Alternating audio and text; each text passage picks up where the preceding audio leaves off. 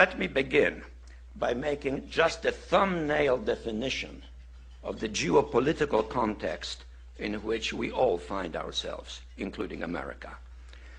And in my perspective, that geopolitical context is very much defined by two new global realities. The first is that global political leadership, by which I mean the role of certain leading powers in the world, has now become much more diversified, unlike what it was until relatively recently. Relatively recently still, the world was dominated by the Atlantic world, as it had been for many centuries. It no longer is. Today, the rise of the Far East has created a new but much more differentiated global leadership, one which in a nutshell involves, if one can hazard, an arbitrary list of the primary players in the world scene: the United States, clearly, maybe next to it, but maybe the European Union. I say maybe because it is not yet a political entity. Certainly, increasingly so, and visibly so, China. Russia, mainly in one respect only, because it is a nuclear power co-equal to the United States, but otherwise very deficient in all of the major indices of what constitutes global power.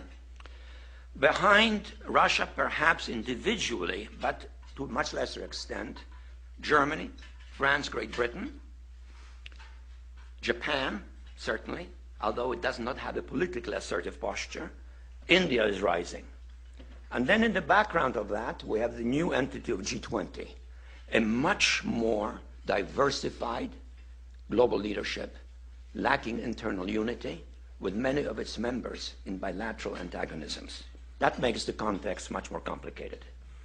The other major change in international affairs is that for the first time in all of human history, mankind is politically awakened. That's a total new reality. Total new reality. It has not been so for most of human history until the last 100 years. And in the course of the last 100 years, the whole world has become politically awakened. And no matter where you go, politics is a matter of social engagement, and most people know what is generally going on in the world, and are consciously aware of global iniquities, inequalities, lack of respect, exploitation. Mankind is now politically awakened and stirring. The combination of the two, a diversified global leadership, politically awakened masses, makes a much more difficult context for any major power, including currently the leading world power, the United States.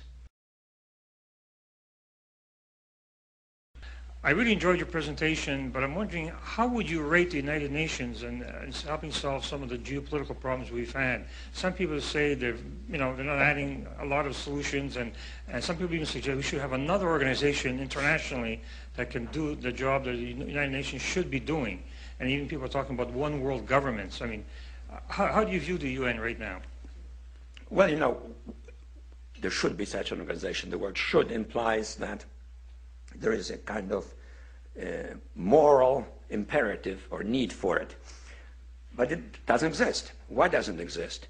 Because we don't have a situation in which there is a concentrated source of power that has universal reach. Not even America has that.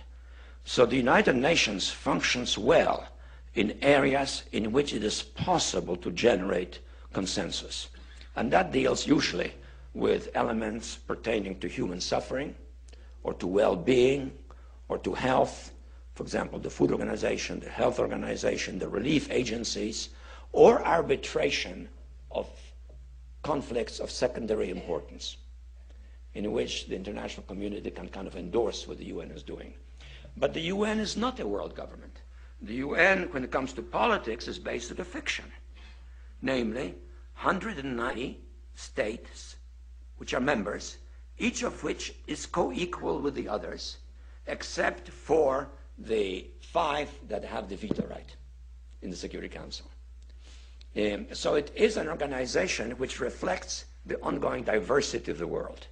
And I think we have, as a consequence, we have to realize that real solutions to political problems, to political conflicts, come from those entities that have power and have the willingness or the ability to coalesce or get stymied in the process or even go into conflict. The UN can deal with areas regarding which there's a great deal of international consensus, like the ones I've mentioned. And that reality is going to continue for some time to come.